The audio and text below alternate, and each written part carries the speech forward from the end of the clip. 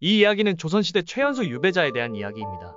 제주도에서도 배를 타고 1시간을 가야 도착할 수 있는 섬 안의 섬 추자도는 조선시대 천혜의 유배지였습니다. 이곳은 조선시대 최연소 유배자가 유배를 온 곳이기도 합니다. 바로 두살배기 유배자 황경안인데요. 아무것도 모르는 이 어린아이는 추자도에서 어머니와 생이별을 해야 했습니다.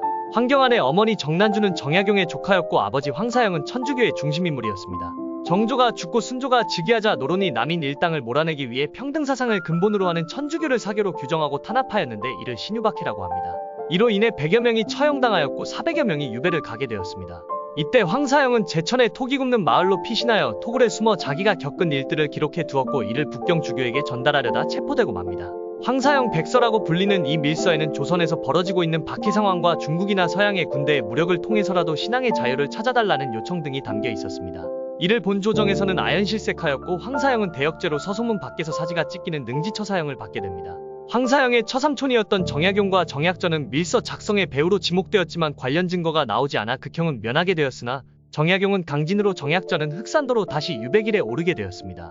같은 해 황사영의 부인 정난주는 2살배기 아들 황경안을 업고 유배길에 오르게 됩니다.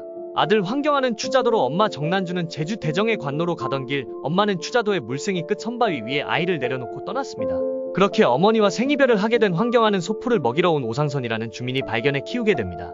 아이의 저고리에는 아이의 이름과 생년월일이 적혀 있었지만 황경안은 자신의 부모가 어떤 사람인지 자신이 왜 버려졌는지도 모른 채 살았습니다. 100년이 지난 후에야 비로소 이 사연이 사람들에게 알려지게 되었고 추자도에서는 지금까지도 황씨와 오씨는 한 집안이자 형제라고 생각해 서로 결혼하지 않고 한 집처럼 지낸다고 합니다. 한편 대정의 관노로 떠난 정난주는 관노비로 일생을 마감했는데 당시 제주도의 대정은 바람이 많이 불고 척박하여 제주에서도 가장 살기 힘든 지역이었습니다. 하지만 정난주는 힘든 상황에서도 풍부한 학식과 교양으로 주민들을 교화하며 살았습니다. 당시 대정 주민들은 그녀를 한양할머니로 부르며 따랐고 그녀가 세상을 떠나자 한양할머니가 돌아가셨다며 매우 슬퍼했다고 합니다. 추자도에서 헤어진 뒤 모자는 죽을 때까지 단 한 번도 만나지 못한 기구한 운명이었지만 200여 년이 지난 오늘날 황사영은 천주교 성인으로 시성되었고 정난주와 황경안의 무덤은 제주의 천주교 성지순례길로 지정되어 많은 이들이 찾고 있습니다.